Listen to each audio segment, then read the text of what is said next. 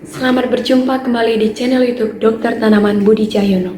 Hari ini kita akan ngobrol santai dan berkenalan lebih dalam lagi dengan salah satu dokter tanaman di Indonesia, yaitu Profesor Andi Khairuni, seorang guru besar di salah satu Universitas Halu Oleo, Kendari, Sulawesi Tenggara. Kita akan mendengarkan pengalaman dan karya beliau dalam memanfaatkan agen sehari-hari untuk mengendalikan penyakit tanaman. Selanjutnya, acara bincang santai akan dipandu oleh Dr. Budi Cahyono. Kepada Bapak Budi, kami persilakan waktunya.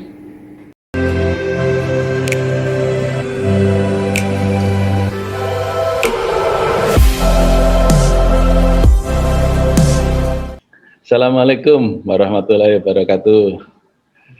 Waalaikumsalam warahmatullahi wabarakatuh, Pak Budi. Alhamdulillah. Apa kabar nih Prof. Andi Khairuni? Saya sebut Prof. Andi aja ya. Iya, Pak. Ya. Alhamdulillah sehat, Pak Budi. Sampai saat ini semua masih dalam kondisi sehat walafiat. Kami sekeluarga. Ya. Syukurlah. Sebagai awal obrolan kita seperti biasanya kita mohon kepada narasumber kita ini untuk sedikitlah bercerita tentang perjalanan dokter tanaman nih. Sekarang dokter tanaman yang menyandang gelar Profesor Andi Khairuni. Silakan, Prof. Andi. Ya, terima kasih Pak Budi atas kepercayaannya untuk mengajak kami dalam diskusi terkait dengan dokter tanaman. Jadi nama saya lengkapnya itu Profesor Dr. Insinyur Andi Khairuni, MSc, saat ini bekerja di Fakultas Pertanian Universitas Halu Oleo sebagai dosen tetap di program studi proteksi tanaman. Ya, saya itu menamatkan pendidikan S1 di jurusan Hama dan Penyakit Tumbuhan Universitas Hasanuddin pada tahun 1991. Jadi kami menempuh pendidikan dari tahun 87 sampai 91. Kemudian pendidikan S2 saya tempuh di program studi fitopatologi Institut Pertanian Bogor pada tahun 1996 sampai 1998. Lulus pada bulan Agustus tahun 1998. Kemudian melanjutkan lagi pendidikan pada program studi yang sama yaitu fitopatologi di IPB, masuk tahun 2001 dan selesai pada tahun 2005. Nah, ketika saya S2 dan S3 ini selalu dengan Pak Budi, Dr. Budi Cahyono. Jadi saya ini bimbingan Pak Dr. Budi Cahyono sejak dari S2 sampai S3. Jadi saya adalah murid dari Bapak Budi Cahyono. Ya, murid yang saya banggakan. Dan waktu itu Prof. Andi yang waktu mahasiswa kami panggil Mas Heru ya, meneliti bakteri Xanthomonas pada kedelai ya. Bisa diceritakan nih Prof. Andi perkembangan penyakit ini, dan waktu itu kan Prof. Andi berhasil ya menemukan salah satu formulasi mikroba untuk pengendaliannya dan sudah dipatenkan. Bisa diceritakan tentang ini? Ya, jadi kita tahu bahwa penyakit pustul, biasa juga disebut sebagai penyakit bisul, yang disebabkan oleh Xanthomonas axonopholis pathophagycin pada tanaman kedelai itu merupakan salah satu penyakit bakterial penting. Hampir setiap pertanaman kedelai selalu ditemukan, walaupun dengan intensitas serangan yang bervariasi, mulai dari ringan sampai berat. Kalau serangannya berat, khususnya pada saat ditanam kedelai pada pergantian musim, kadang-kadang yang cuaca yang tidak jelas itu biasanya memicu terjadinya serangan penyakit pustul ini pada tanaman kedelai. Sehingga bisa menyebabkan kerugian, beberapa laporan mengatakan bisa sampai menyebabkan kehilangan hasil sampai 40%. Karena menyerang pada daun tanaman sehingga mengakibatkan efisiensi fotosintesis menjadi berkurang, menyebabkan pengisian polong menjadi berkurang sehingga produktivitas menjadi berkurang. Sehingga itulah yang menjadi menarik bagi kami waktu itu karena saya kebetulan tergabung dalam tim penelitian hibah tim kayaknya itu waktu Pak ya, dan suatu dana yang cukup besar. yang dari Pak Budi Cahyono bersama dengan Pak Profesor Antoni Suwanto. Itu saya terlibat di dalam penelitian tersebut waktu ketika saya masih S2. Dan penelitian utama saya itu bagaimana mengendalikan penyakit pustul ini dengan menggunakan agens hayati.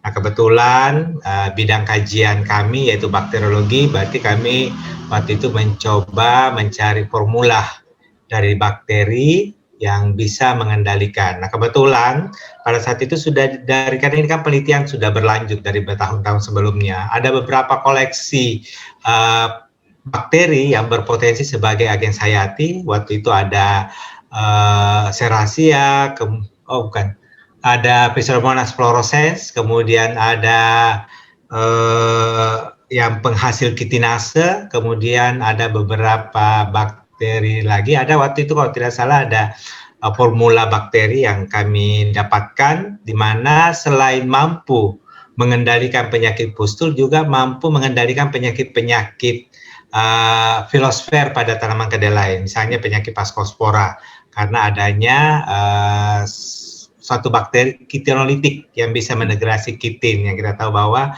Paskospora farisi itu adalah komponen dinding selnya. Nah, inilah dari penelitian ini kemudian bersama tim diketuai oleh Pak Budi bersama Pak Antoni Suwanto, kami mengusulkan paten, dan alhamdulillah tahun 2017 Pak, waktu itu kita sudah dapatkan patennya. Cukup lama juga prosesnya Pak, pendaftaran sampai keluar patennya 2017 kalau tidak salah. Nah, itu adalah paten pertama bagi saya sebagai anggota dalam tim. Ya, seperti itu Pak.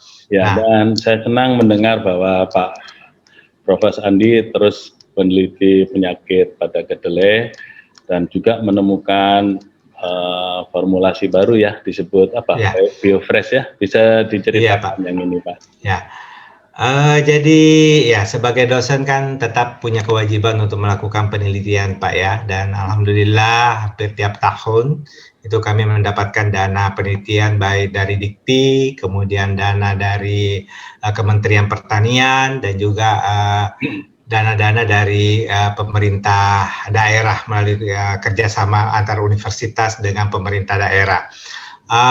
Jadi saya tetap fokus pada tanaman pangan. Jadi karena kajian saya adalah bakteri, maka saya melanjutkan kegiatan penelitian ini terkait dengan bagaimana mengatasi penyakit-penyakit pada tanaman dengan menggunakan agens hayati dari kelompok bakteri.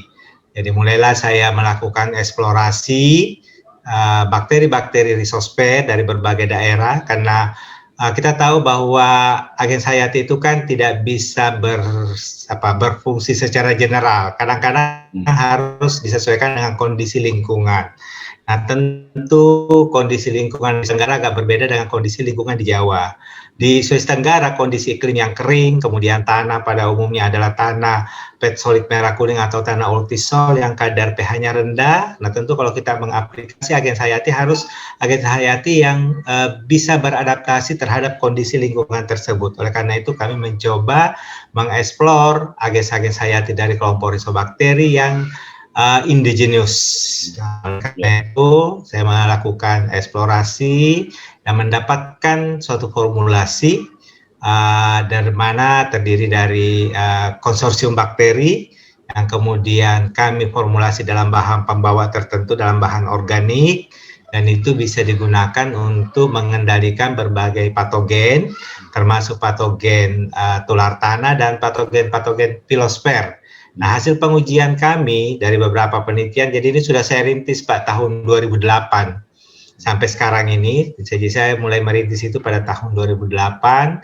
Kemudian dari hasil penelitian kami bahwa bisa menginduksi ketahanan tanaman kedelai terhadap penyakit virus, penyakit bakteri, dan juga penyakit-penyakit cendawan lain, baik pada daerah rhizosfer maupun pada daerah filosfer. Kemudian khusus untuk tanaman padi, saya juga menguji untuk penyakit Xanthomonas oryzae, penyakit hawar daun bakteri yang disebabkan oleh Xanthomonas oryzae, itu juga mampu menginduksi. Nah, 3 tahun terakhir ini saya banyak bekerja di tanaman jagung.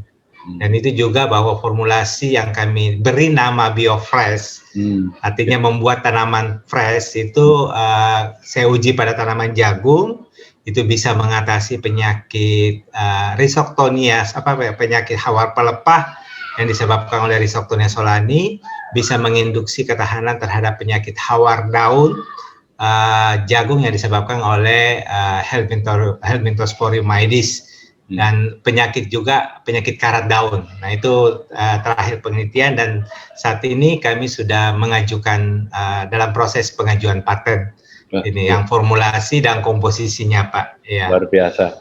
Saya senang sekali mendengar perkembangan yang baru. Jadi tidak hanya di kedelai tapi juga di jagung dan di padi ya. Ini tiga tanaman pangan yang sangat penting buat ekonomi Indonesia. Khususnya mungkin juga di Sulawesi Tenggara ya. Iya betul Pak. Sulawesi Tenggara kan terkenal juga dengan kakaonya ya, sebagai penghasil kakao yang utama di Indonesia. Bisa diceritakan tentang masalah penyakit pada kakao ini? Ya betul Pak Budi. Jadi Sulawesi Tenggara itu merupakan sentra produksi kakao setelah Sulawesi Tengah dan Sulawesi Selatan. Jadi kami kalau tidak salah berada pada posisi kalau bukan kedua yang ketiga sebagai produsen kakao di Indonesia. Tapi sayangnya saat ini produktivitas kakao sangat anjlok Pak. Karena pertama memang umur tanaman. Umur tanaman itu rata-rata sudah di atas 15 tahun. Sehingga produktivitasnya berkurang. Kemudian pengelolaan teknologi budidaya yang diterapkan juga petani itu belum maksimal mungkin. Kemudian serangan OPT. Kalau di hama itu penggere buah kakao, PBK, itu sangat merajalela.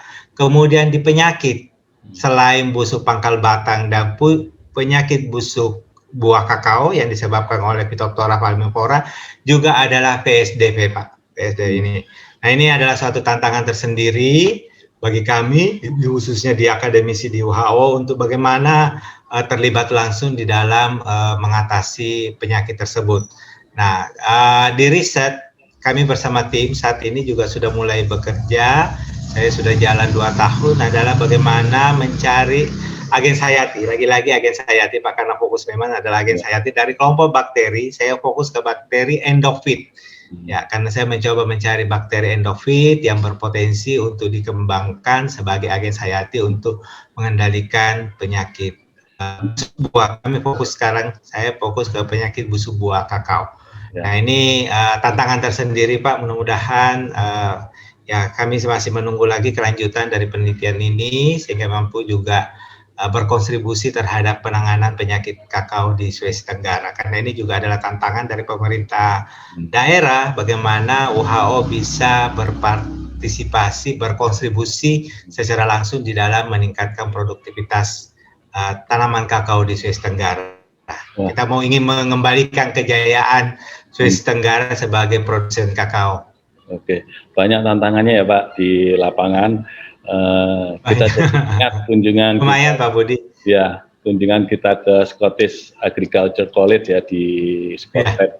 Waktu itu kan ada klinik tanaman di sana yang banyak juga membantu petani. Mungkin bisa dicontoh ya polanya. Bisa diceritakan tuh waktu kunjungan ke Scotland. Mungkin salah satu kunjungan yang menarik ya. Iya betul Pak Budi. Jadi itu adalah kunjungan sebagai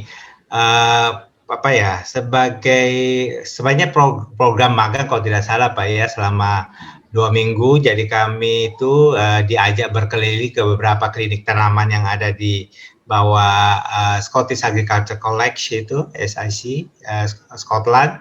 Jadi saya melihat di situ pertama kalinya bagaimana penerapan secara langsung agens hayati, baik pada skala di tingkat greenhouse dalam skala yang agak luas dan juga di lapangan. Waktu itu saya sempat mengikuti salah satu student STA postdoc, student postdoc ikut itu bagaimana penerapan agens hayati untuk mengendalikan hama pada tanaman gandum waktu itu. Kemudian di tingkat greenhouse itu banyak diberikan contoh-contoh bagaimana pengembangan Agis Hayati untuk mengendalikan penyakit-penyakit tanaman pada skala terbatas di tingkat greenhouse, dan kelihatannya memang bagus Pak, karena mereka pada saat itu sudah banyak menghasilkan formula-formula yang sudah skala komersial. Ya, jadi ada satu mungkin itu adalah salah satu cabang dari SIC, dari Scottish Agricultural College, itu di Ayr, bagian utara dari Scotland. Itu saya di situ melihat secara langsung, diajarkan bagaimana formulasi. Nah, itulah juga yang membuat sampai saat ini juga menginspirasi untuk bisa menghasilkan suatu produk yang bisa diaplikasikan secara langsung di masyarakat, Pak. Ya, kita berterima kasih juga tuh kepada British Council ya, dan juga DFID ya, Department for International Development UK, yang membantu kita bisa melaksanakan program itu, dan kita terinspirasi juga salah satunya dengan moto dari klinik tanamannya, yaitu saya ingat putting science into practice, dan itu ternyata membekas. Saya sampai sekarang harus banyak di lapangan, dan Pak Heru juga ya, Prof. Andi. Iya Pak, betul Pak Budi. Nah, kan Prof. Andi juga punya pengalaman menarik ya, sempat bekerja di Research and Development salah satu perusahaan perbenihan di Jawa Timur yang sangat terkenal. Itu mungkin juga mempengaruhi perjalanan karir Prof. Andi. Bisa diceritakan apa tuh manfaat dari pengalaman bekerja di swasta atau industri? Betul Pak Budi, sebenarnya saya ini sampai saat ini sudah pernah pengalaman kerja itu di 3 jenis instansi Pak. Yeah. Jadi sebelum setelah saya selesai tahun 91 itu saya langsung jadi tenaga honorer fungsional di Balai Proteksi Tanaman Pangan di Maros waktu itu Pak, dan bekerja selama 2 tahun sebagai tenaga honorer. Kemudian saya dipindahkan ke Kendari. Nah, di sini punya pengalaman pertama itu di lapangan sebagai pegawai honorer yang terjun langsung ke petani, 2 tahun keliling. Itu juga memberikan pengalaman yang sangat berarti, bagaimana berinteraksi langsung dengan petani, kemudian mendapatkan informasi-informasi masalah apa yang ditemui di lapangan. Nah, kemudian tahun 1994 saya masuk jadi dosen, kemudian selesai S3 tahun 2005, ini terinspirasi lagi dengan Pak Budi, dengan Prof. Antonius, kemudian beliau adalah tenaga akademisi tapi bisa mengaplikasikan ilmunya secara langsung di dunia industri. Karena itu saya mencoba dengan rekomendasi Prof. Antonius, saya melamar di suatu perusahaan benih di Jawa Timur, yaitu PT BC Internasional, dan alhamdulillah saya diterima.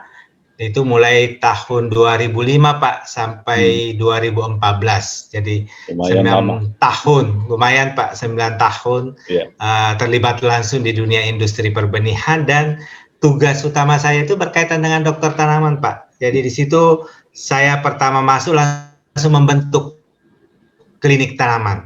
Jadi saya adalah klinik tanaman.